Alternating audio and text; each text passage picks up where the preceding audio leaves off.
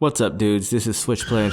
Today on the channel we're going to be talking about Nier Automata, The End of Yorha. I think that's what it's called, The End of Yorha, the subtitle for the version of Nier Automata that's coming to the Nintendo Switch in less than a week, actually. I think it's on October 6th. I think that's the release date. I'm pretty sure it is.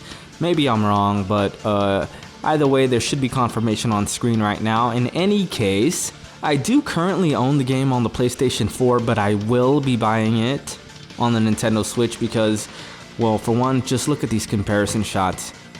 Like, I honestly did not expect Nier Automata on the Nintendo Switch to look this good. I expected it to be somewhere in the area of Doom Eternal and Doom 2016. You know how those games ended up looking kind of blurry. They ran well, they ran really well actually, but they looked very blurry.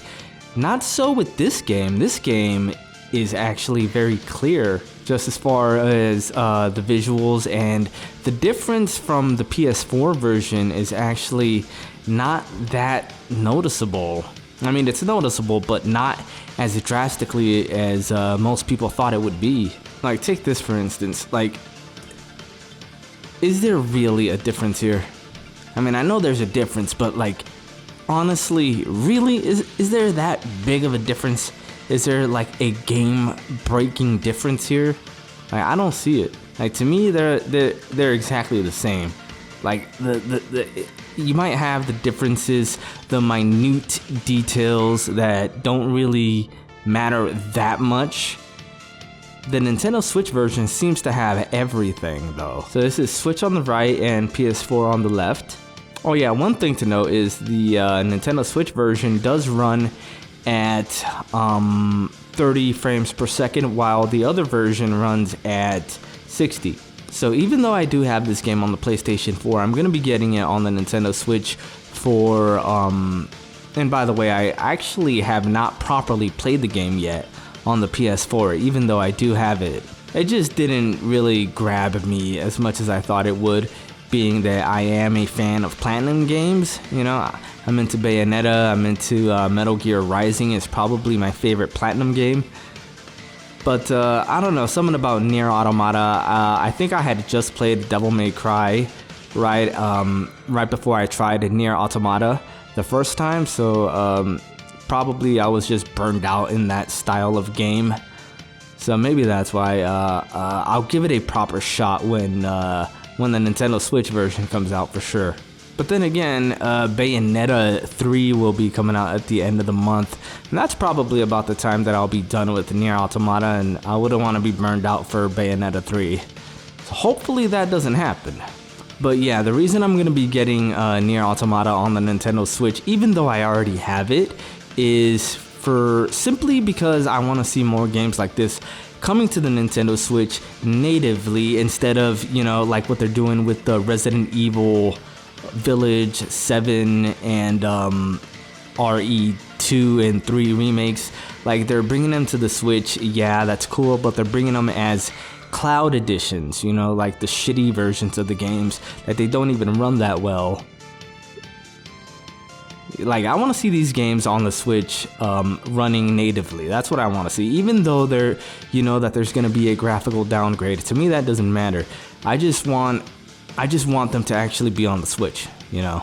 So that's what we're getting with Nier Automata, and one way, hopefully, to continue this trend is to support when they do things like this, when they actually port the games to the Switch. Especially when they're like this, you know, when they look this freaking good. Like, to me, this is almost, I mean, I know it's not, but it's almost a one-to-one recreation. Like, what more could you really want out of a handheld? Like, this is amazing if you ask me. This is one of the best ports, it probably is the best third-party AAA port on the Nintendo Switch. Like, The Witcher 3 was amazing. I mean, after playing Ghost of Tsushima and going back to The Witcher 3, it doesn't look so amazing on the Switch, but, you know, the fact that it runs on the Switch, it's still amazing, you know. I would still go back and play The Witcher 3 on the Switch for sure.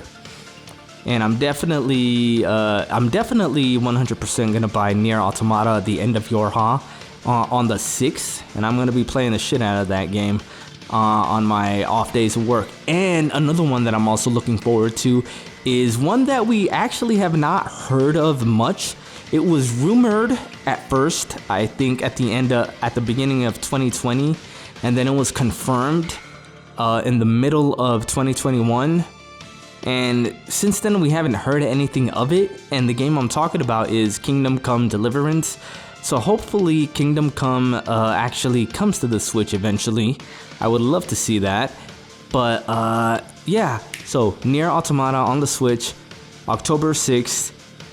Don't forget to support these sort of developers who are actually bringing these games to the Switch without resorting to, the shitty cloud games. This is Switchblade, one and out.